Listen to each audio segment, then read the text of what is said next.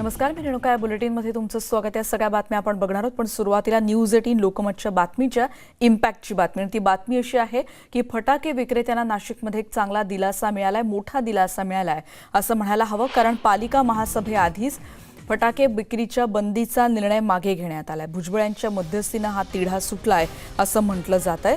विभागीय आयुक्तांनी या संदर्भातले निर्देश दिले होते, पण गमे यांनी 5 जिल्ह्यांना हे निर्देश दिलेले होते आणि भुजबळ यांनी आता प्रधान सचिवांसोबत संवाद साधला अशी माहिती सध्या कळतेय. न्यूज 18 लोकमतनं ही बातमी दाखवली होती आणि त्यामुळे फटाके विक्रेत्यांना आता दिवाळीला चांगला त्यांचा व्यवसाय होऊ शकेल अशी सध्या तरी शक्यता दिसते, कारण उत्तर महाराष्ट्रात आता फटाके विक्री होऊ शकणार आहे. आताच्या क्षणाची महत्त्वाची बातमी, फटाके विक्रेत्यांसाठी दिलासादायक. अधिक माहिती घेणार आहोत. प्रशांत बाग आमचे प्रतिनिधी आता आपल्या सोबत आहेत. प्रशांत, काय नेमकं घडलेलं होतं इथपासून? नेमका हा दिलासा कशा रीतीने असू शकतो इथपर्यंत सगळंच सांगाल? रेणुका, आपल्याला माहिती आहे की विभागीय आयुक्त राधाकृष्ण गमे जे नाशिक विभागाचे, ज्यांनी 5 जिल्ह्यांमध्ये फटाके बंदीचे निर्देश 5ही जिल्ह्याच्या जिल्हाधिकारी, महापालिका आयुक्त, नगरपालिका मुख्याधिकारी यांना दिले होते आणि याचमुळे 22 ऑक्टोबर पर्यंत तुम्ही आदेश द्यावे अशा प्रकारचं सूचित सुद्धा त्यांनी केलं होतं आणि याचमुळे मोठी खळबळ माजली. न्यूज 18 लोकमतनं याच बातमीचा पाठपुरावा केला. नेमके विभागीय आयुक्तांच्या या निर्णयामागचं कारण काय तेही जाणून घेतलं. ऑक्सिजन अत्यंत चांगलं देणारं शहर किंवा जिल्हा म्हणून नाशिकची ओळख आणि उत्तर महाराष्ट्राला वसुंधरा योजनेअंतर्गत सगळ्यात जास्त पुरस्कार गेल्या वर्षी मिळाले होते, ते सातत्य राखण्यासाठी, पर्यावरण राखण्यासाठी, प्रदूषण जे फटाक्यांच्या माध्यमातून होतं ते रोखण्यासाठी म्हणून विभागीय आयुक्तांनी हे निर्देश दिले होते. अर्थात त्यांचा जी मागची भूमिका जी आहे ती अत्यंत योग्य आहे की धडाडधूम फटाक्याच्या माध्यमातून जे प्रदूषण होतं, आणखी ओझोन लेव्हल जी आहे तिला धक्का लागतोय, यामुळे पुढच्या पिढीसाठी म्हणून आपण काळजी घेणं आवश्यक आहे, ही त्यांची भूमिका अत्यंत योग्य होती. पण सगळ्यात महत्वाचं याच्यात हेच होतं की जर तुम्ही हा निर्णय आता घेताय तर त्याच्या आधीच महापालिका आयुक्तांनी, वेगवेगळ्या महापालिकांनी टेंडर का फ्लोट केले, वेगवेगळ्या फटाके स्टॉल्सला टेंडर का दिले, त्यांच्याकडे पैसे का घेतले, त्यांनी माल सुद्धा आणला. याचीच दुसरी बाजू फटाके विक्रेत्यांची जी परवड आहे, जी चणचण आहे, जी त्यांची आर्थिक घुसमट आहे, ती सुद्धा न्यूज 18 लोकमतनं मांडली. दोन्ही बाजू मांडल्या आणि याच्यातनं समन्वयाचं आवाहन आपण लोकप्रतिनिधींना सुद्धा केलं होतं, प्रशासकीय अधिकाऱ्यांना सुद्धा केलं होतं आणि अर्थातच त्याचा पाठपुरावा सुद्धा आपण सातत्यानं करत होतो. आरोग्यमंत्री राजेश टोपे यांच्याशी आपण संवाद साधला. पालकमंत्री छगन भुजबळ यांच्याशी सुद्धा फटाके विक्रेत्यांनी संपर्क करावा हेही आपण सूचित केलं.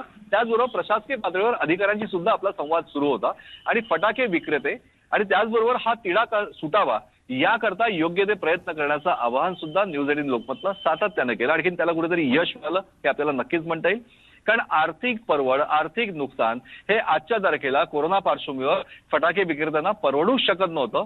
अशी आहे परिस्थिती एकंदरीत नाशिकच नाही तर उत्तर महाराष्ट्रातल्या 5ही जिल्ह्यांमधली. आणि याचमुळे याचा समन्वय राखण्यासाठी म्हणून पालकमंत्री छगन भुजबळ यांनी सीताराम कुंटे प्रधान सचिव यांच्याशी केलेला संवाद, त्यांनी तातडीनं विभागीय आयुक्त राधाकृष्ण गमे यांना दिलेल्या सूचना आणि याच माध्यमातून फटाके विक्रीचा जो बंदीचा जो निर्णय होता तो निर्णय मागे घेण्यात आलेला आहे. खरं तर आज नाशिक महापालिकेची महासभेमध्ये सुद्धा फटाके बंदी यावरनं चांगलेच फटाके वाजणार असे संकेत असताना हा निर्णय घेतला गेला ना, हा मोठा दिलासा फटाके विक्रेत्यांना मानला जातोय.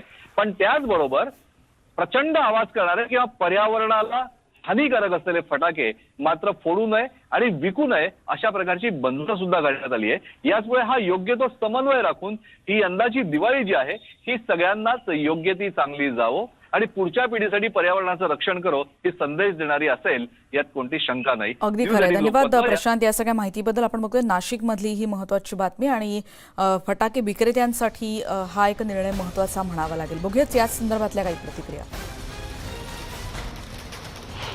फटाका विक्रेता आणि आम्ही आमच्या व्यथा, आमच्या अडचणी भुजबळ साहेबांकडे मांडल्या आणि त्याच्यावरती त्यांनी आपण ज्याला म्हणतो ना क्विक ॲक्शन घेऊन माननीय प्रधान सचिव सीताराम कुंटे साहेबांकडे त्यांनी फोनवर चर्चा करून जो विभागीय आयुक्तांनी निर्णय घेतला होता तो निर्णय मागे घेण्याचं काम हे महत्त्वाचं आणि मोठं आणि सर्वांना दिलासा देणारा निर्णय भुजबळ साहेबांच्या प्रयत्नातून झाला आहे.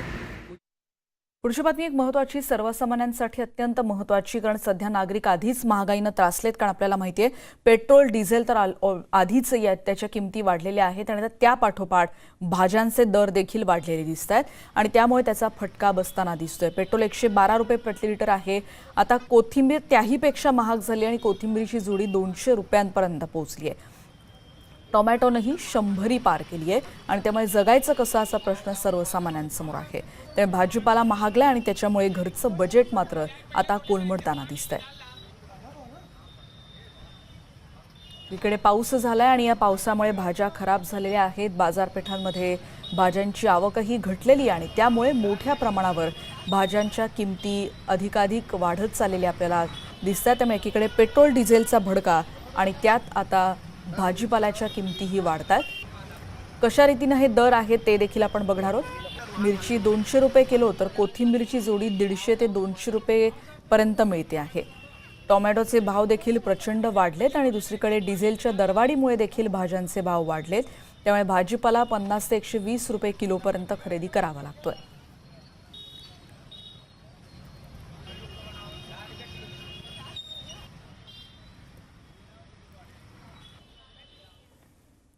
आपण बघतो पावसामुळे या सगळ्या भाज्या खराब झालेल्या होत्या आणि त्यामुळे बाजारपेठेत भाज्यांची आवक घटलेली आहे. मिरची 200 रुपये किलो आणि कोथिंबीरीच्या जोडीचा दर साधारण 150 ते 200 रुपयांपर्यंत पोहोचलेला आहे. डिझेलच्या दरवाढीचे देखील आपण एकीकडे परिणाम दिसत आहेत आपल्याला, कारण मोठ्या प्रमाणात त्या देखील महागाईला नागरिकांना सामोरं जावं लागतंय.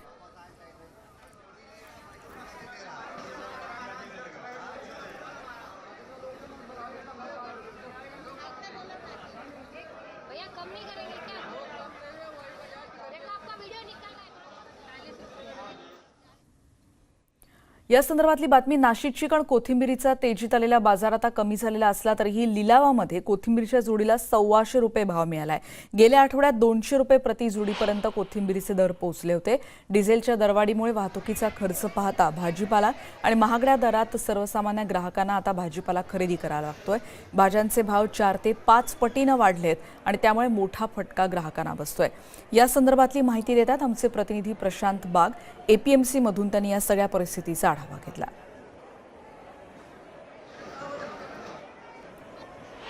परतीच्या पावसानं नाशिक जिल्ह्यातल्या भाजीपाल्याचं प्रचंड मोठं नुकसान झालं. आणखीन भाजीपाल्याचे दर प्रचंड महागले, कारण बाजार समितीमध्ये आवकच कमी झाली होती. नाशिकच्या याच बाजार समितीमध्ये आता आपण आहोत, ज्या ठिकाणी खऱ्या अर्थानं भाजीपाल्याचा होलसेल दर ठरवला जातो.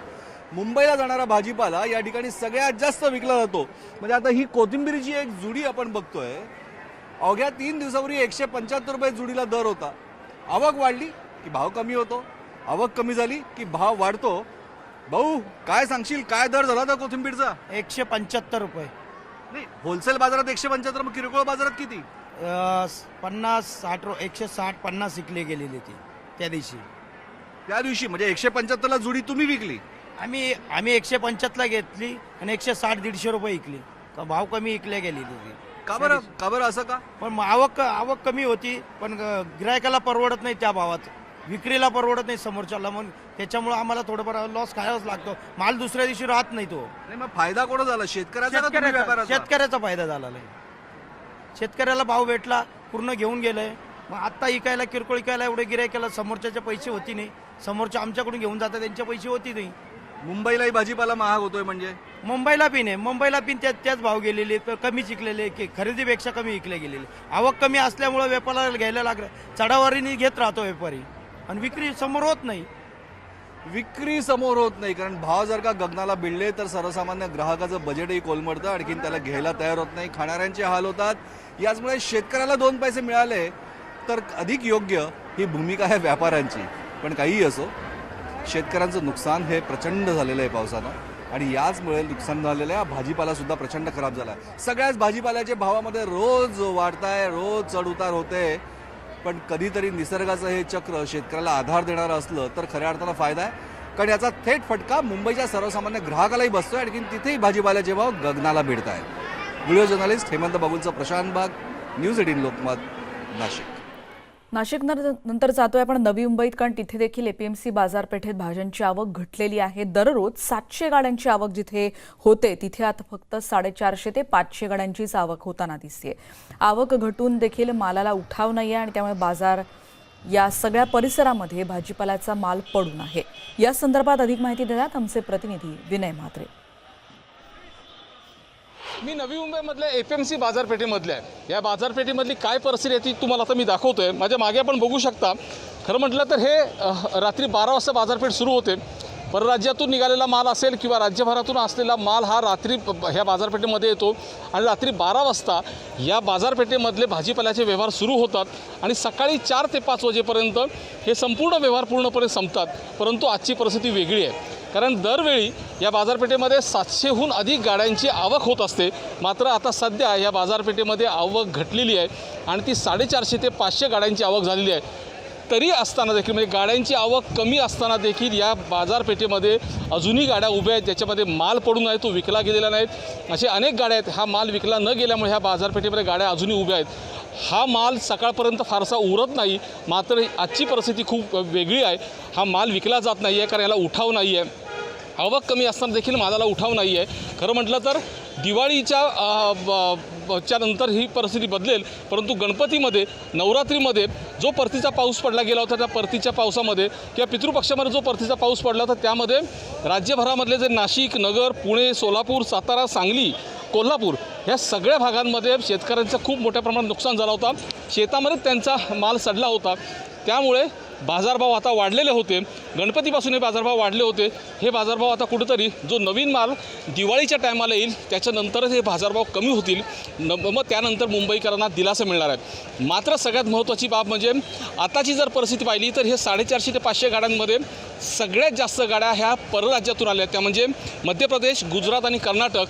आणि ज्या राज्यातले आपले जे 6 जिल्हे आहे, 6 ते 7 जिल्हे, नाशिक, नगर, पुणे, सोलापूर, सातारा, सांगली आणि कोल्हापूर या जिल्ह्यातला मात्र माल कमी झालेला आहे. कारण पावसाने जी झोड उठवली होती, ह्या 7ही जिल्ह्यांना त्याचा फटका बसला होता. त्यामुळे इथली आवक घटलेली आहे. परराज्यातली आवक सध्या वाढलेली आहे. त्याचे परिणाम कुठेतरी ह्या बाजारपेठेवरती दिसत आहेत. माल मोठ्या प्रमाणात कमी आहे, तरी ह्या मालाला उठाव नाही असेल. मग जर आपण पाहिलं गेलं तर कोबी असेल, फ्लॉवर, दुधी, वाटाणा, गाजर हा सगळा जो माल आहे हा मोठ्या प्रमाणात अजूनही बाजारपेठेमध्ये पडून आहे, कारण या मालाला उठाव नाही आहे. आता शेतकऱ्यांचं म्हणणं आहे किंवा त्यानंतर इथले जे घाऊक व्यापारी त्यांचं म्हणणं आहे की दिवाळीपर्यंत हे बाजारभाव असे स्थिर राहतील. दिवाळीनंतर खऱ्या अर्थाने जो नवीन माल या बाजारपेठेमध्ये आल्यानंतर भाव कमी होतील, शेतकऱ्यांना देखील 2 पैसे मिळतील आणि मुंबईकरांना देखील याचा दिलासा मिळणार आहे. मात्र सध्या परिस्थिती जो गणपतीपासून बाजारभाव वाढले होते ते बाजारभाव आता कुठेतरी स्थिर होताना दिसत आहेत. व्हिडिओ जर्नलिस्ट अनिस बाबरसह विनय म्हात्रे, न्यूज 18 लोकमत, नवी मुंबई. आणि यानंतर आपण बघणार आहोत पुण्यातली बातमी, कारण यंदाची दिवाळी महागाईतच साजरी करावी लागणार असल्याचे चित्र दिसतंय. कारण पुण्यातही भाज्यांचे दर पेट्रोल आणि डिझेलपेक्षाही महाग झालेत. पुण्यातल्या मंडईत नेमकी काय स्थिती आहे याचा आढावा घेतला आमचे प्रतिनिधी गोविंद वाकडे यांनी. ही ढोबळी मिरची आहे आणि खरं तर डिझेलपेक्षाही महाग आता या भाव झालेला आहे. 80 रुपये किलोप्रमाणे ही ढोबळी मिरची विकली जाते. त्यात मंडईमध्ये म्हणजे पुणे मंडईमध्ये जर इतर भाज्यांचे दर बघितले तर तेही सामान्याच्या आवाक्याच्या बाहेर गेलेले आहेत. ऐन सणासुदीच्या काळात भाज्यांचे दर कडाळल्यामुळे सामान्यांना अर्थातच त्यांच्या ज्या जीवनावश्यक वस्तू आहेत ते घेणं थोडं जिकरीचं होतं आहे. तुम्ही आज काय काय भाजी घेतली आणि किती दरांमध्ये फरक वाटतो? आता मी टमाटे घेतोय. गवार घेतलेले आहे 30 रुपये पावशेर आणि टमाटे 30चे अर्धा किलो म्हणजे 60 रुपये असं. बरोबर. अजून काही भाजी घ्यायची, सध्या मेथी आणि कोथिंबिरीचा भाव जरा साड्या बाजाराने आहे. बाकी बहुतेक सगळ्या 20-30च्या पुढेच भाज्या आहेत मंडईमध्ये. मेथीचा भाव जो आहे तो वाढण्यामागे कारण महत्त्वाचे आहे की जे पीक आहे ते पूर्णतः गेलेलं आहे आणि पावसामुळं, आणि त्यामुळे हे भाज्या वाढलेल्या आहेत. काही महिलांशी बोलूया. ताई, काय वाटतंय तुम्हाला, किती भाव वाढलेला आहे आणि कसं पुढे आता सणासुदीचे दिवस आहेत, दिवाळी आहे? भाव म्हणजे भरपूरच वाढलेले आहेत. किती घ्यायचं भाजीला आणि कसं घ्यायचं तेच कळत नाही आहे. इतकी महागाई झाली आहे. पण ठीक आहे, शेतकऱ्यांनी तरी कधी कमवायचं, पण कमवायचं पण त्यांच्यावर आसमानी शेतकऱ्यांना संकट मिळावं असं तरी वाटतं. बरोबर. अर्थातच. तर भाव वाढलेले आहेत कारण की पावसाचा मोठा फटका बसलेला आहे पिकांना. तुम्ही काय घेताय सकाळपासून आणि किती भावांमध्ये फरक वाटतोय आता? पुढे जर दिवाळी असेल आणि हे भाव कायम राहिले तर काय होणार असं वाटतं? सब कुछ चलता है, सब में भी महंगा तो है, थोड़ा महंगाई है, लेकिन फिर भी चलता है, सब कुछ मिल जाता है. सब्जी टमाटर मटर उसका भाव बहुत रेट हो गया है, लेकिन अभी थोड़ा सा पहला से ज़्यादा लेते तो अभी थोड़ा कम लेते हैं, लेकिन लेके भी थोड़ा चलाता है. म्हणजे जेवढा आधी भाजीपाला लागायचा घरच्या एका कुटुंबासाठी त्याचा अर्धाच भाजीपाला हा विकत घेतला जातोय. सगळ्यात महत्त्वाचं कारण म्हणजे विदर्भ असेल किंवा अनेक भागांमध्ये मोठ्या प्रमाणात पाऊस झाला आणि त्यामध्ये हे पिकं वाहून गेली. आता नव्याने पिकं येण्यासाठी साधारण 15 ते 1 महिन्याचा कालावधी लागणार आहे. म्हणजे दिवाळी जी आहे ते या महागाईमध्येच काढावी लागणार आहे. तुर्तास तरी पुणेकरांची दिवाळी ही महागाईच्या भाज्या खरेदी करण्यात जाणार आहे मात्र निश्चित. व्हिडिओ जर्नलिस्ट सचिन हंचाटेचा, गोविंद वाकडे, न्यूज 18 लोकमत, पुणे. आणि पुण्यानंतर जाऊयात जुन्नरला. तिथे काय परिस्थिती आपण बघणार आहोत, कारण 1.5 महिन्यापूर्वी भाजीपाल्याचे दर इतके कोसरले होते की भाजी फेकून देण्याची वेळ शेतकऱ्यावर आली होती आणि आज मात्र भाव प्रचंड वाढलेले आहेत. भाजीपाल्याचे भाव का वाढले आणि भाववाढ होऊन देखील शेतकऱ्यांच्या पदरी काहीच पडणार नाही का, असा प्रश्न मात्र अजूनही कायम आहे. मनमाड बाजार समितीतून याचाच आढावा घेतलाय आमचे प्रतिनिधी बब्बू शेख यांनी. 2 वर्षानंतर आमच्या मालाला चांगला भाव मिळत आहे, तरी पण आम्हाला उत्पन्न पाहिजे तेवढं भेटत नाही. जर 500 गड्डी निघायची तर 60 ते 70 गड्डी निघते, तरी एवढ्यामध्ये आमचं काही भागत नाही. तरी लोकांना वाटतं की यांना बाजारभाव जास्त आहे, काही उपयोगाचा नाही तो बाजारभाव आहे. त्याच लेवलला आम्ही आहे, काही फरक पडलेला नाही. 15,000 जुडी निघायची तिथं 1000 जुडी निघालेली, 500 जुडी निघालेली आहे. त्याच्यामुळं माल फार जास्त भाव विक्री करावा लागते, तरी शेतकऱ्याच्या हातात काहीच येत नाही. ग्राहकाला जरी वाटत असलं हे भाव जास्त आहेत तरी शेतकऱ्याला काहीच मिळू शकत नाही. 800 ते 900 रुपये 10 किलो प्रमाणे बाजारभाव मिळत आहे. हे बाजारभाव असे टिकून राहिले तर गावरीच्या मोठ्या प्रमाणावर पैसे होऊ शकतात, परंतु मधल्या काळात पावसामुळे गावरीचे मोठ्या प्रमाणावर नुकसान झाले आहे. त्याच्यामुळे फवारणीचा खर्च सुद्धा वाढलेला आहे. तिथं 200 क्रेट निघायचे लोकांचे, तिथं 50-60 क्रेट माल येतोय, तो पण हलक्या प्रतीचा येतोय. बाहेर पोहोचणारे माल कमी झाले. प्रत्येक राज्यात जे लोकल माल येतो तो पण खूप कमी झाला. त्याच्यामुळं बाजारपेठेसाठी लागणारा माल त्याची गरज पाहता त्याच्या अर्धाच माल अवेलेबल होतोय. त्याच्यामुळे टोमॅटोचे बाजार वाढलेले आहेत. या अवकाळी पावसामुळे भाजीपाल्यांचं मोठ्या प्रमाणात नुकसान झालं आणि नैसर्गिक संकटामुळे शेतमालाची आवक स्थिर राहत नाही असं काही शेतकऱ्यांनी म्हटलं आहे. कोथिंबीर मेथीची परिस्थिती अशी, कोथिंबीरीचे जे उंच भाव आज आपल्याला मार्केटमध्ये दिसतात ते त्याचं कारण असं आहे की ज्यावेळेस शेतकऱ्यांनी शेतात माल केला आहे, जिथं शेतकऱ्याला 1000 जोडा पिंडी शेतकरी कोथिंबीरीची निघायची, तिथं 100 किंवा 150 हातात येते. तेव्हा तो बाजार आपल्याला 10,000च्या वर शेकड्याला उंच असा दिसून येतो. त्याच्यासाठी उपाययोजना अशी आहे की बाहेर राज्यातला माल मार्केटमध्ये आपल्या राज्यात येणं महत्त्वाचं आहे. त्यामुळे भाव कुठेतरी स्थिर होतील आणि ग्राहकाला त्याचं थोडंसं हे परवडन, घेण्यात परवडन ना. टॅमॅटोची आवक या ठिकाणी घटलेली आहे. राज्यामध्ये मोठ्या प्रमाणामध्ये पाऊस झाला, त्यामुळं लावलेल्या टॅमॅटो उत्पादनामध्ये मोठ्या प्रमाणामध्ये घट झाली आणि या ठिकाणी टॅमॅटोचे बाजार आपल्याला वाढलेले दिसतात. त्याचं एकमेव कारण का मागच्या 4-5 महिन्यामध्ये टॅमॅटोला 1 रुपये ते 2 रुपये किलोला बाजार मिळाला. त्यामुळे शेतकऱ्यांनी नाही म्हटलं तरी त्याच्याकडे थोडंसं दुर्लक्ष केलं त्या पिकाकडे आणि पावसाने पण मोठ्या प्रमाणामध्ये फटका दिला. म्हणून आवक कमी असल्यामुळे या ठिकाणी 400 ते 900 रुपयापर्यंत आपल्याला या बाजारभाव या ठिकाणी शेतकऱ्यांना मिळत आहे. त्यामुळे आपण बघतोय की एकीकडे ग्राहकांना मोठ्या किमतीमध्ये ह्या सगळ्या भाज्या खरेदी कराव्या लागतात आणि हे चित्र अगदी छोट्यापासून मोठ्या शहरापर्यंत सध्या पाहायला मिळते, कारण भाजीपाल्याच्या भावामध्ये मोठी वाढ झालेली आपण बघतोय. जुन्नरची देखील आपण काही प्रतिक्रिया बघितलेल्या होत्या. नागरिक या सगळ्यामुळे त्रासलेले आहेत, कारण 1.5 महिन्यापूर्वी याच भाजीपाल्याचा दर प्रचंड प्रमाणात कोसळलेला होता आणि शेतकऱ्यांवर अक्षरशः आपण पिकवलेलं सोन्यासारखं पीक फेकून देण्याची वेळ आलेली होती. पण आता मात्र भाजीपाल्याचे भाव वाढलेले आहेत. या सगळ्या संदर्भातल्या काही प्रतिक्रिया देखील आपण बघणार आहोत. आता अतिवृष्टीमुळे पिकांचा मोठ्या प्रमाणात नुकसान झालेलं आहे. मोठ्या शहरात भाजीपाल्यांचे भाव कडाळलेले आहेत, त्याच्यामुळे नागरिकांना परवडत नाही. मात्र शेतकऱ्यांना पण परवडतं का? त्यांच्यावर काय प्रसंग आलेला आहे? भाजीपाला महाग का झालेला आहे? माझ्यासोबत काही व्यापारी आणि शेतकरी आहे. त्यांच्याकडून जाणून घेऊया का आज भाजीपाल्याचे भाव काय आहे. महेंद्र शिरसाट मनमाड. हा जो परतीचा पाऊस होता हा प्रचंड प्रमाणात आमच्या भागात झालेला आहे आणि याच्यामुळे थोडंफार पिकांचं बरंचसं नुकसान झालं आणि त्यामुळे बाजारभाव थोडेसे वाढलेले.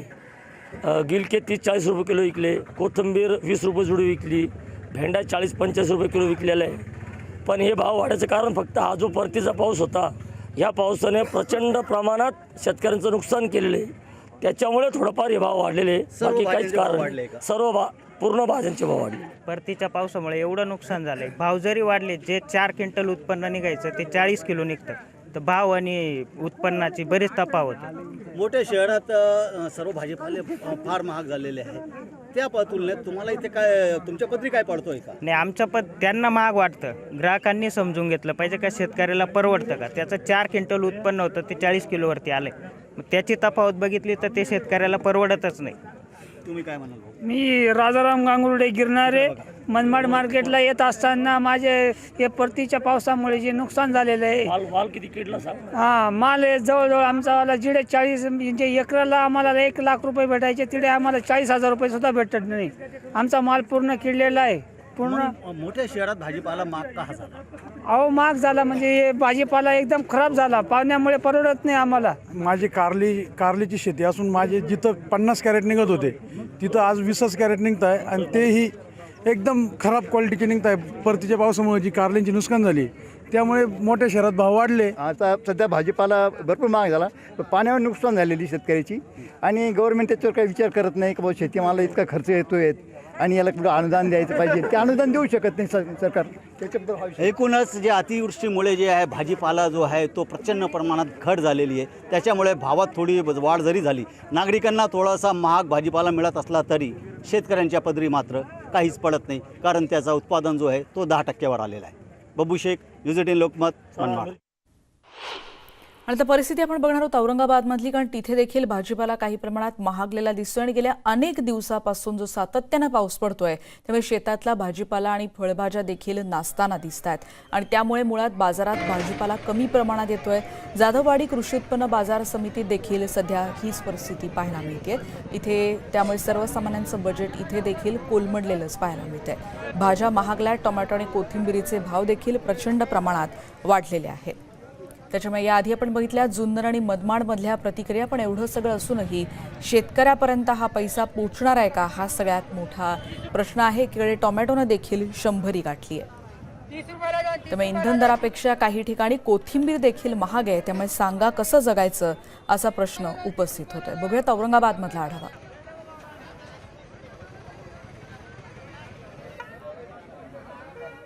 भाजीपाल्याची आवक बाजारात कमी झाल्यामुळं भाजीपाला आता महागलेला आहे.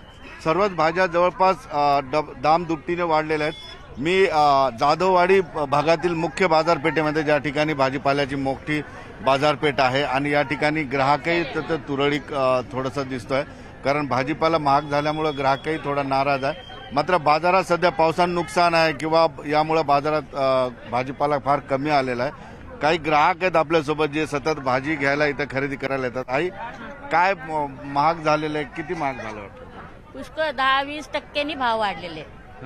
त्यामुळे सगळं बजेट आमचं प्रपंचातलं कोलमडलेलं आहे. बरं, आता कोथिंबीरची जुडी कितीला होती आणि आता कितीला भेटते? आता 20 रुपये झाली.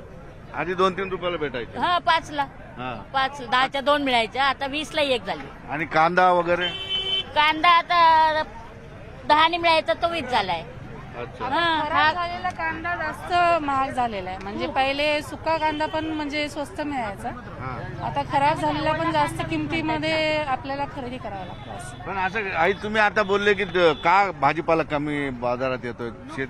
शेती पावसामुळे बहुतेक नुकसान झालेलं आहे आणि मालाला उठाव नसल्यामुळे लोकांनी पहिले फेकून दिला, बराचसा माल फेकून दिला. त्यामुळे आता भाव चढे झाले, स्टॉक कमी असल्यामुळे. बरं, आता काय वाटतं की काही काळात भाजीपाला स्वस्त होईल अशी आशा आहे?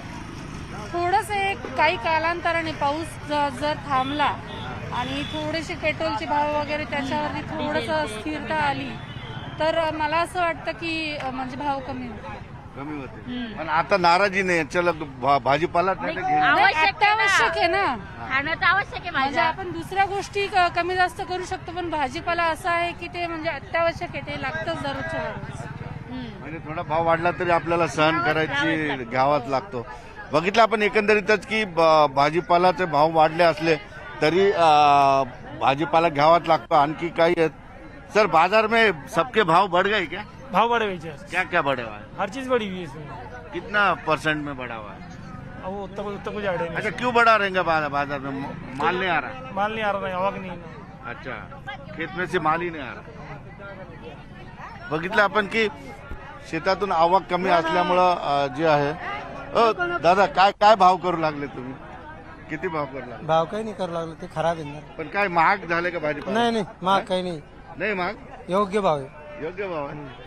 काही लोकांना महाग वाटतो, काही लोकांना योग्य वाटतो. मात्र बाजारात भाजीपाल्याची आवक कमी झाल्यामुळे निश्चितपणे भाव वाढलेले आहेत. कोथिंबीर असेल किंवा हिरवा पालेभाज्या असेल, मेथी असेल, पालक चुका असेल, याची आवक कमी झाल्यामुळं निश्चितपणे भाव वाढलेत. मात्र मुंबई पुण्याच्या तुलनेमध्ये औरंगाबादमध्ये थोडेसे भाव कमी आहेत. सुधीर जाधव सह सिद्धार्थ गोदाम, न्यूज 18 लोकमत, औरंगाबाद. आणि राज्यातल्या विविध ठिकाणचा भाजी मार्केटचा आढावा घेतल्यानंतर एक ब्रेक घेऊन इतरही बातम्यांचा पुन्हा भेटूयात. पहा फक्त न्यूज 18 लोक.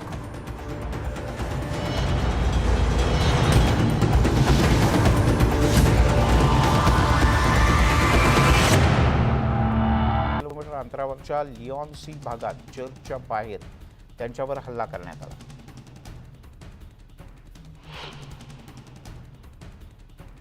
कंधारमध्ये इमाम बर्ग मशिदीमध्ये झालेल्या स्फोटातल्या मृतांचा आकडा आता 63 पर्यंत पोहोचला आहे. शिया समुदायाकडून या सगळ्यांना श्रद्धांजली वाहण्यात आली. काही जखमी नागरिकांची प्रकृती अतिशय चिंताजनक असल्यानं मृतांचा आकडा वाढण्याची शक्यता आहे. सरकारकडून देण्यात आलेला मृतांचा अधिकृत आकडा अद्यापही फक्त 47 आहे. तैवानचे राष्ट्राध्यक्ष त्साई इंग वेन यांनी शनिवारी बंदराच्या शहर काओशुंगमधील एका रनडाऊन इमारतीला लागलेल्या आगीमध्ये मरण पावलेल्या लोकांना श्रद्धांजली वाहिली आणि ही श्रद्धांजली वाहण्यासाठी त्यांनी एका शवागारालाही भेट दिली.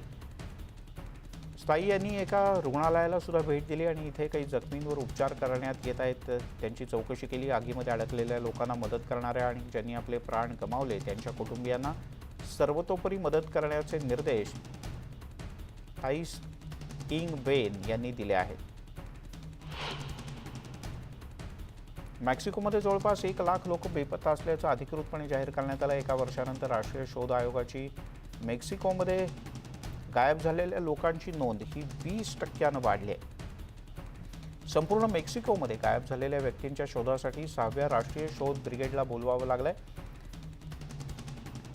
ट्वेंकालिन हार्नाडेज गेल्या 7 वर्षापासून आपल्या मुलीचा शोध घेत आहेत. एक दिवस दुपारी ती तिच्या प्रियकरासोबत राजधानीच्या कुरेनवाका या भागात बाहेर पडली होती. नंतर ती गायब झाली, जी अद्याप सापडलेली नाही. देशात हजारो नागरिक अशाच पद्धतीनं गायब झालेत आणि प्रत्येकाच्या वेगवेगळ्या कथा आहेत.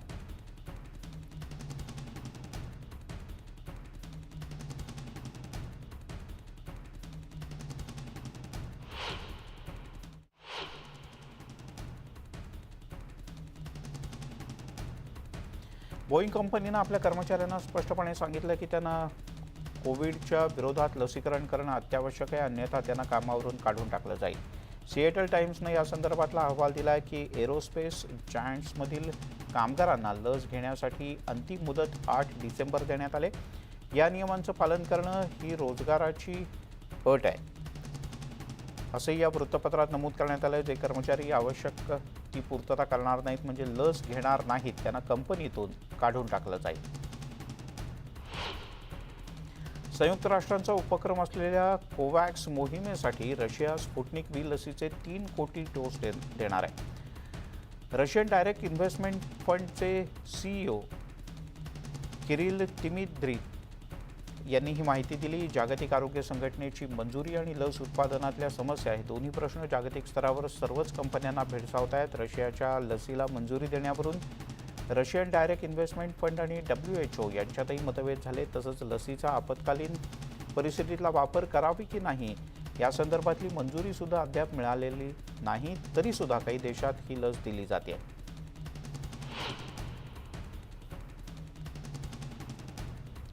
जॉन्सन अँड जॉन्सन लसीचा बूस्टर डोस देण्याबद्दल अन्न आणि औषध प्रशासनाकडून मंथन सुरू आहे. अमेरिकेतली ही बातमी आहे. इतर लस उत्पादन कंपन्या प्राथमिक लसीकरणानंतर 6 महिन्यांनी बूस्टर डोस देण्याच्या विचारात आहेत.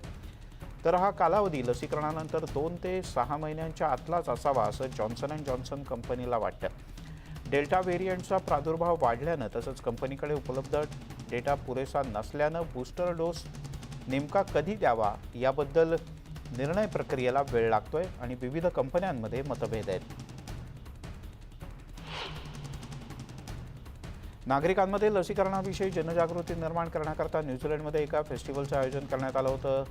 या वॅक्सोथॉनमध्ये संगीतकार, खेळाडू, सेलिब्रिटीसुद्धा सहभागी झाले होते. सलग 8 तास सुरू असलेल्या कार्यक्रमाचं टीव्हीवर सुद्धा थेट प्रक्षेपण करण्यात आलं. वेलिंग्टनमधल्या मेडिकल सेंटरला पंतप्रधान आर्डेन यांनी भेट दिली. सुरुवातीला दिवसासाठी 1 लाख डोस देण्याचं लक्ष्य ठेवलं होतं, पण पहिलं लक्ष्य पूर्ण केल्यानंतर आता हे लक्ष्य 1.5 लाख डोसपर्यंत वाढवण्यात आलंय. माओरी भागामध्ये 25,000 डोस पुरवण्याचं लक्ष्य आहे. अमेरिकेमध्ये कोरोना संक्रमितांची संख्या 4,48,00,000 पार पोहोचले, तर कोरोना बळींचा आकडा 7,23,747 पर्यंत गेला. जॉन हॉपकिन्स युनिव्हर्सिटीच्या centre for system science and इंजिनिअरिंगनं ही माहिती दिली. कोरोना संकटामुळे हॉस्पिटलमधला रक्ताचा साठा मोठ्या प्रमाणात कमी झाल्याची माहिती अमेरिकन रेड क्रॉस संस्थेनं दिली. ऑगस्टपासून रक्तदात्यांचं प्रमाण हे 10% घटलंय. गेल्या काही वर्षातली ही निच्चांकी पातळी आहे. रशियामधली दररोजची कोरोना रुग्णांची संख्या ही वाढली आहे, तसंच बळींच्या संख्येमध्ये सुद्धा मोठ्या प्रमाणात वाढ होऊ लागली आहे. गेल्या 24 तासात 33,208 नवीन संक्रमितांची नोंद झाली, तर 1,002 कोरोना मृतांचा आकडा आहे. गेल्या काही आठवड्यांपासून संक्रमित आणि बळींची संख्या वेगानं वाढते. कोरोना प्रतिबंधक नियम लागू केले तर अर्थव्यवस्थेवर परिणाम होईल, यामुळे निर्बंध लागू करायला प्रशासन तयार नाही.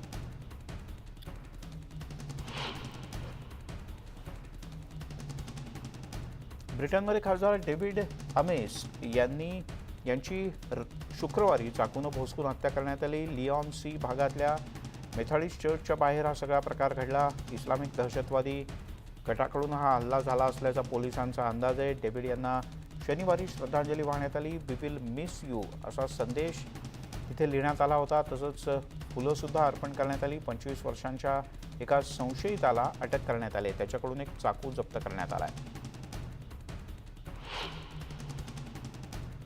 अमेस यांच्यावर हल्ला झाला त्या ठिकाणी ब्रिटनचे पंतप्रधान बोरिस जॉन्सन आणि विरोधी पक्षनेते केअर स्टार्मर यांनी भेट दिली. ब्रिटनच्या गृहमंत्री प्रीती पटेल, सभागृह नेते लिंडसे हॉईल यांनी सुद्धा अमेस यांना श्रद्धांजली वाहिली. लंडनपासून 62 किलोमीटर अंतरावरच्या लिऑन सी भागात चर्चच्या बाहेर त्यांच्यावर हल्ला करण्यात आला.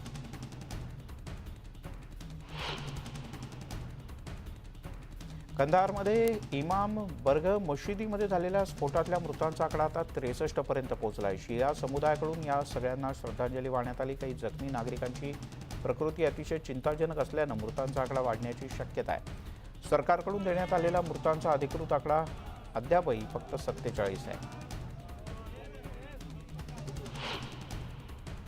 तैवानचे राष्ट्राध्यक्ष त्साई इंग वेन यांनी शनिवारी बंदराच्या शहर काओशुंगमधील एका रनडाऊन इमारतीला लागलेल्या आगीमध्ये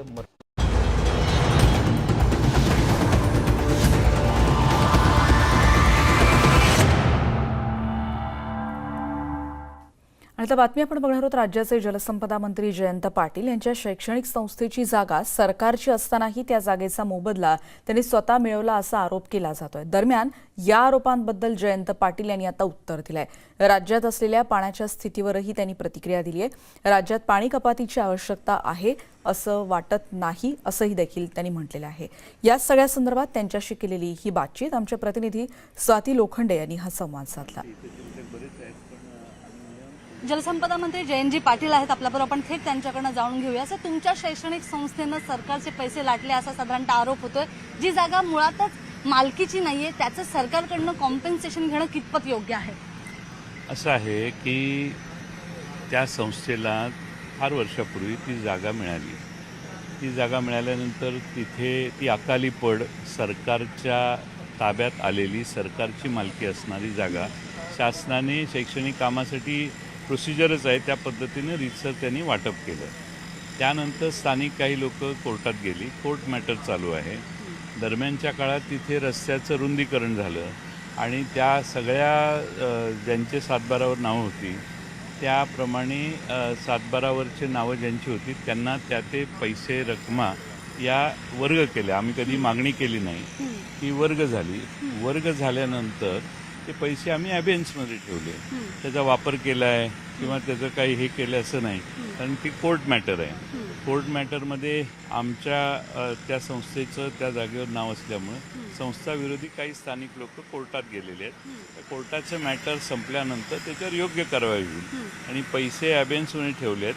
उद्देश हा होता की तिथं जर ती जागा तिथं काम सुरू करता आलं तर त्या निधीचा वापरही तिथं करायची आवश्यकता असेल तर करू. त्यामुळे आम्ही ते पैसे वापरलेले नाहीत, कुठे खर्च केलेले नाहीत. ते सरकारने वर्ग केले आहेत. सरकारकडे आम्ही कोणतीही मागणी केलेली नाही. म्हणजे कोर्टाचा निकाल आला तर ते पैसे परत दिले जातील का तुमच्या शैक्षणिक संस्थेकडून? हो, अर्थातच, त्यात काय अडचण नाही. ते काय पैसे काय लाटायच्या उद्देशाने काहीच केलेलं नाही. प्रोसिजर झालेले आहेत. मी काय रोज त्या संस्थेचा मी काही तिथं पदाधिकारी नाही आहे, मी रोज पाहत नाही. पैसे वर्ग झाले ते त्यांनी ॲबेन्समध्ये ठेवले आणि त्या कोर्ट मॅटर झाल्यानंतर त्याच्यावर योग्य ती कारवाई होईल. गोदावरीचं अतिरिक्त पाणी म्हणजे उपलब्ध झालेलं आहे, पण एकूणच महाराष्ट्राची परिस्थिती बघता कुठेतरी यावर्षी काटकेसरीनं पाणी वापरण्याची वेळ येणार नाही असं दिसते का? काय नेमकी पाण्याची स्थिती आहे? पाण्याची परिस्थिती यावेळी चांगली आहे, किंबहुना अति आहे. आणि आमच्या शेतकऱ्यांना अतिरिक्त झालेल्या पावसाचा प्रचंड त्रास झालेला आहे. आणि गोदावरीचं अगदी जायकवाडीचं धरण देखील चांगली परिस्थिती आहे पाण्याची. नक्कीच, पण यावर्षी पाणी कपात करावी लागेल असं चित्र आहे का? मला वाटत नाही, कारण आत्ताच पाऊस झालेला आहे, त्यामुळं पाणी कपातीची गरज पडू नये अशी अपेक्षा आहे. धन्यवाद. तर हे होते जयंतजी पाटील ज्यांनी म्हटल्याप्रमाणे यावर्षी पाणी कपातीची वेळ येऊ नये अशी स्थिती आहे. सचिन कुबडेसह स्वाती लोखंडे, न्यूज 18 लोकमत, मुंबई. आणि नंतर एक ब्रेक घेऊन आपण इतरही बातम्यांसह पुन्हा भेटणार आहोत. पहा फक्त न्यूज 18 लोकमत.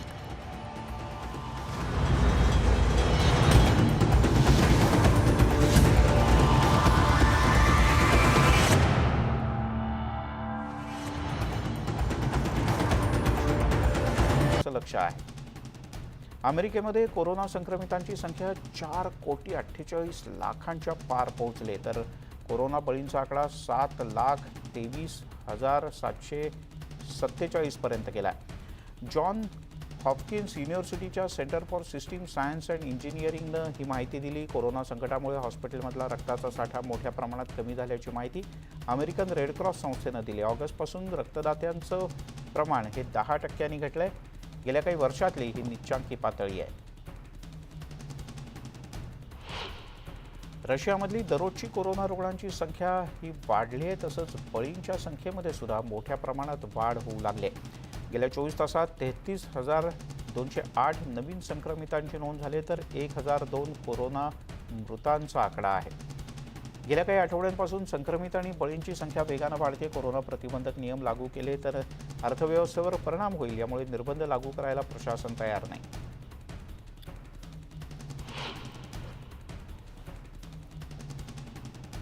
ब्रिटनमध्ये खासदार डेव्हिड अमेस यांची शुक्रवारी चाकूनं भोसकून हत्या करण्यात आली. लिऑन सी भागातल्या मेथॉडिस्ट चर्चच्या बाहेर हा सगळा प्रकार घडला. इस्लामिक दहशतवादी गटाकडून हा हल्ला झाला असल्याचा पोलिसांचा अंदाज आहे. डेव्हिड यांना शनिवारी श्रद्धांजली वाहण्यात आली. वी विल मिस यू असा संदेश तिथे लिहिण्यात आला होता. तसंच फुलंसुद्धा अर्पण करण्यात आली. 25 वर्षांच्या एका संशयिताला अटक करण्यात आली. त्याच्याकडून एक चाकू जप्त करण्यात आला आहे. अमेस यांच्यावर हल्ला झाला त्या ठिकाणी ब्रिटनचे पंतप्रधान बोरिस जॉन्सन आणि विरोधी पक्षनेते केअर स्टार्मर यांनी भेट दिली. ब्रिटनच्या गृहमंत्री प्रीती पटेल, सभागृह नेते लिंडसे हॉईल यांनी सुद्धा अमेस यांना श्रद्धांजली वाहिली. लंडनपासून 65 किलोमीटर अंतरावरच्या लिऑन सी भागात चर्चच्या बाहेर त्यांच्यावर हल्ला करण्यात आला.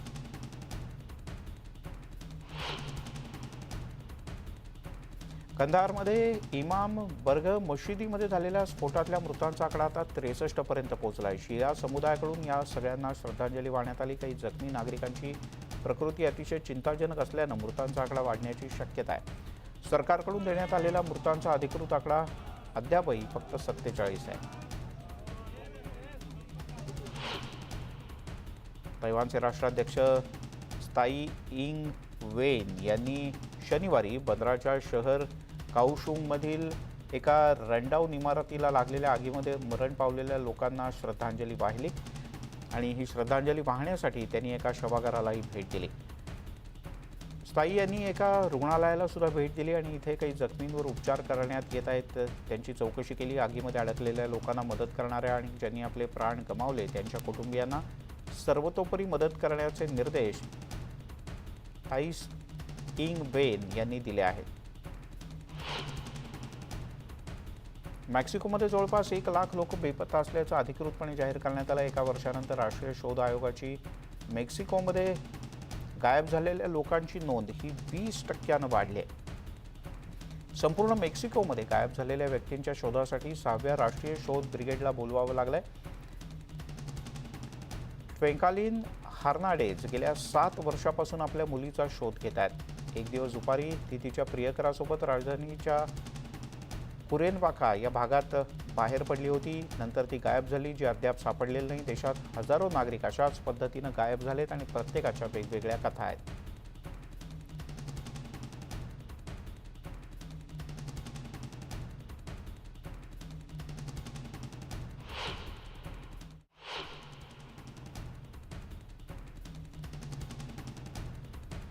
बोईंग कंपनीनं आपल्या कर्मचाऱ्यांना स्पष्टपणे सांगितलं की त्यांना कोविडच्या विरोधात लसीकरण करणं अत्यावश्यक आहे, अन्यथा त्यांना कामावरून काढून टाकलं जाईल. सिएटल टाइम्सनं या संदर्भातला अहवाल दिला आहे की एरोस्पेस जायंट्समधील कामगारांना लस घेण्यासाठी अंतिम मुदत 8 डिसेंबर देण्यात आले. या नियमांचं पालन करणं ही रोजगाराची अट आहे असंही या वृत्तपत्रात नमूद करण्यात आलं. जे कर्मचारी आवश्यक ती पूर्तता करणार नाहीत म्हणजे लस घेणार नाहीत त्यांना कंपनीतून काढून टाकलं जाईल. संयुक्त राष्ट्रांचा उपक्रम असलेल्या कोवॅक्स मोहिमेसाठी रशिया स्पुटनिक व्ही लसीचे 3 कोटी डोस देणार आहे. रशियन डायरेक्ट इन्व्हेस्टमेंट फंडचे CEO किरिल तिमिद्री यांनी ही माहिती दिली. जागतिक आरोग्य संघटनेची मंजुरी आणि लस उत्पादनातल्या समस्या हे दोन्ही प्रश्न जागतिक स्तरावर सर्वच कंपन्यांना भेडसावत आहेत. रशियाच्या लसीला मंजुरी देण्यावरून रशियन डायरेक्ट इन्व्हेस्टमेंट फंड आणि WHO यांच्यातही मतभेद झाले. तसंच लसीचा आपत्कालीन परिस्थितीतला वापर करावी की नाही या संदर्भातली मंजुरीसुद्धा अद्याप मिळालेली नाही. तरीसुद्धा काही देशात ही लस दिली जाते.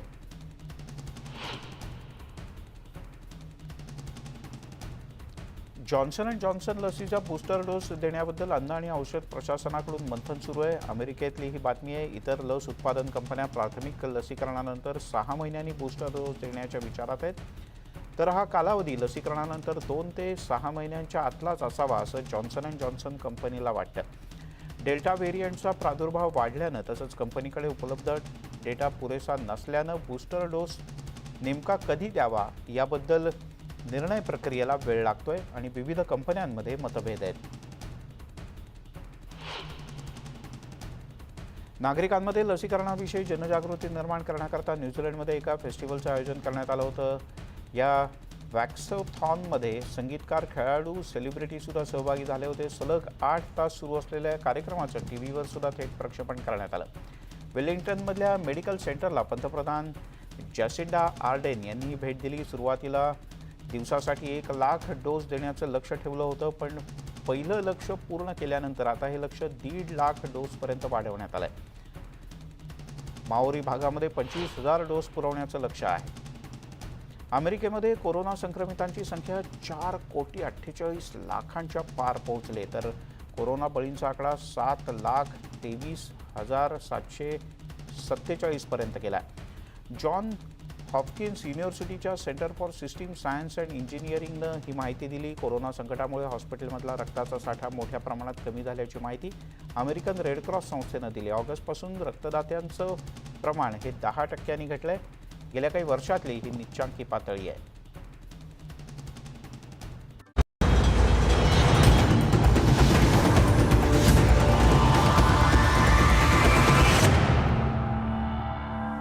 ब्रेकनंतर बातमी आहे मुंबईतली कांदिवली परिसरातली ही बातमी आहे. पोलिसांनी एका चोराचा पाठलाग करून त्याला जेरबंद केलेला आहे.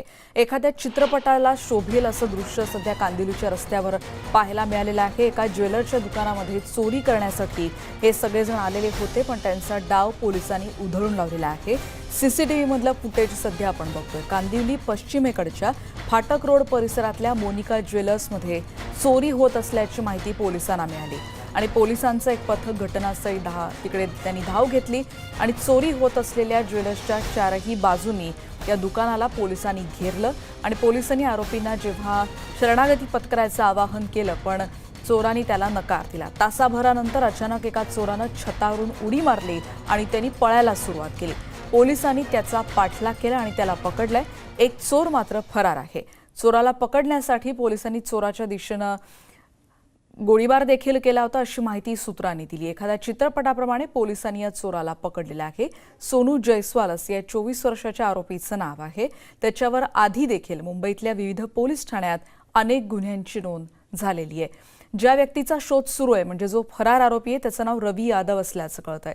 पोलिसांनी या दोन्ही आरोपींकडून गॅस कटर आणि स्क्रूड्रायव्हर आणि हातोडीसारखं साहित्य जप्त केलंय. कांदिवली पोलीस या सगळ्या प्रकरणाचा अधिक तपास करत आहेत. कांदिवली पोलीस स्टेशनला एक खबर मिळाली की मोनिका ज्वेलर्स फाटक रोड कांदिवली या ठिकाणी चोरीचा प्रयत्न होत आहे. ताबडतोब PI वारे आणि PI मोहिते आणि पथक त्या ठिकाणी रवाना झालं. त्याचवेळी त्या दुकानाचे मालकसुद्धा तिथे आले होते आणि त्याचे दुकानाचे 2 नोकर त्या दुकानात झोपलेले होते. ताबडतोब तिथे पोलीस पोलिसांची चाहूल लागताच 2 चोर लपून बसले आणि पोलिसांनी शोधाशोध सुरू केली असता एका चोराने मोनिका ज्वेलरच्या पत्र्यावरून खाली उडी मारल्यामुळे त्याच्या पायाला जखम झाली आणि तो पळू शकला नाही. त्याला पोलिसांनी पकडले. दुसरा इसम अंधाराचा फायदा घेऊन पळून गेला. 3 दिवस अगोदर या दुकानाची येऊन रेकी करून गेले होते. अगोदरच्या दिवशी दुकानाच्या पत्र्यावरती आणून त्याने गॅस सिलेंडर आणि कटर ठेवलेला होता आणि 18 तारखेला पहाटे 1च्या सुमारास ते पत्र्यावरती चढून पत्रा कट करून होल तयार केला होता. परंतु लोखंडाची जाळी असल्यामुळे ते लोखंडाची जाळी तोडण्यासाठी त्याने गॅस कटरचा उपयोग करत असताना त्या गॅसचा वास त्या दुकानात झोपलेला एका नोकरास आल्याने त्याने ताबडतोब मालकाला आणि पोलिसांना कळवलं. आणि बातमी आहे नागपूरमधली, कारण कळमना भागातल्या राष्ट्रीय महामार्ग प्राधिकरणाचा नवीन निर्माणाधीन उड्डाणपूल काल कोसळला. संध्याकाळी नंतर म्हणजे रात्री 9 वाजण्याच्या सुमारास ही घटना घडली. पारडी ते कळमना भागाला जोडणारा हा पूल आहे आणि पुलाला जोडणारे स्पॅन खाली पडले आणि त्याच्यामुळे ही घटना घडल्याची प्राथमिक माहिती सध्या कळतेय. सुदैवानं यात जीवितहानी झालेली नाही. प्राधिकरणाचे अधिकारी काही दिवसांपूर्वीच खरं तर या पुलाची पाहणी करून गेलेले होते आणि जानेवारी महिन्यात हा पूल वाहतुकीसाठी सुरू केला जाणार होता. पण या घटनेमुळे स्थानिकांनी बांधकामाच्या गुणवत्तेवर देखील प्रश्न उपस्थित केलेले आहेत. या संदर्भात अधिक आढावा घेतला आमचे नागपूरचे प्रतिनिधी तुषार कोगळे यांनी. भागामध्ये उड्डाणपुलाचा एकाएक काही भाग कोसळला. नवीन निर्मित हा उड्डाणपूल होता. आपण बघू शकतो की पारडी ते कळमना या भागाला जोडणारा हा नवीन तयार होणारा उड्डाणपूल होता आणि उद्घाटन होण्याआधीच हा पूल कोसळला. त्यामुळे निश्चितच या पुलाच्या बांधकामाच्या दर्जाबद्दल प्रश्न उपस्थित केले जात आहेत. जर का तुम्ही बघितलं तर हे जे सर्व स्पॅन आहे या उड्डाणपुलाला जोडणारे, ह्या स्पॅनमधले एका खांबापासून दुसऱ्या खांबाच्या दरम्यानले जे सर्व स्पॅन होते ते पूर्ण खाली कोसळले. आणि महत्त्वाची गोष्ट की ज्या केबलनी हे स्पॅन जोडले जातात ते केबल देखील तुटल्याचं आपल्याला पाहायला मिळतं आहे. आणि महत्त्वाची गोष्ट की या उड्डाणपुलाचं काम सुरू असताना एखाद्या कॉर्नरचा भाग तुटलेला नाही, तर मधला भाग तुटलेला आहे. मधोमध तुम्ही त्या कॉर्नरपासून या कॉर्नरपर्यंत जर बघा तर हे सर्व स्पॅन जोडण्याचे जे काम आहे हे पूर्ण होऊन गेलेले होते. आणि हे काम होऊन गेल्यानंतर जर का अशा प्रकारची घटना होत असेल तर निश्चितच प्रश्न उपस्थित होतात. सुदैवाने काल इथे वाहतूक सुरू होती, मात्र कोणतीही जीवितहानी झाली नाही. त्यामुळे मोठा अनर्थ टळला असंच म्हणावे लागेल. पण नेहमी रहदारीचा हा संपूर्ण भाग आहे आणि नेहमी वाहतूक असते. काल जे स्थानिक इथले सांगतात की एक ट्रक वाचला. जर का तो ट्रक या पुलाच्या अपघातामध्ये आला असता निश्चितच मोठी घटना घडली असती. काही स्थानिक आपण त्यांना विचारूया की काल नेमकं काय घडलेलं होतं. कितने बजे की घटना है? कल 8 बजे की घटना है रात में 8 बजे हुआ. अच्छा हुआ उसमें कोई माल हानि का जोखम नहीं हुआ. जो ये भी चल रहा है प्रकरण जो आपने जो बनाया है जिसका भी है ये कारोबार जो भी कर रहे हैं जितना भी आपने जो काम किया है, जो अच्छे से करे रहते तो ये घटना नहीं हुई रहती। इतना पैसा लगा, इतना ये हुआ, अगर से कुछ हो जाता पब्लिक को, एक आदमी मर भी जाता तो गवर्नमेंट पैसा दे देती और चले जाती थी। उसका तो जीवन बर्बाद हो गया, उसका घर दार बर्बाद हो गया।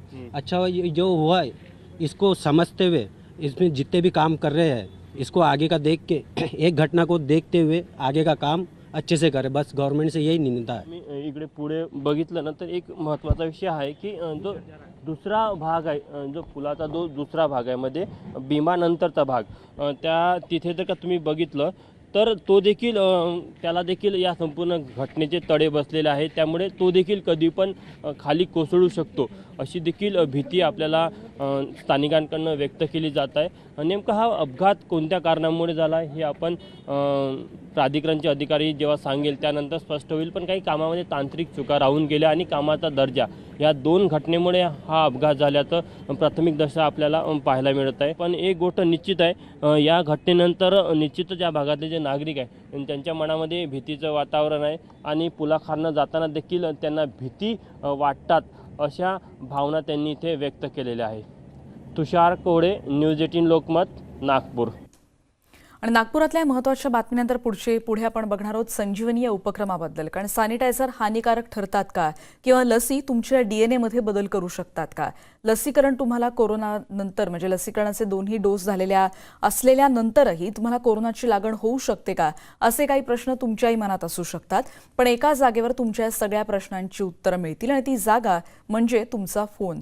कारण तुमच्यासाठी नेटवर्क 18 आणि फेडरल बँकेची कोविड-19 विरुद्ध देशव्यापी लस जागृती मोहिमेचा एक भाग म्हणून Sanjeevani short of life Sanjeevani WhatsApp helpline सुरू करण्यात आली आहे।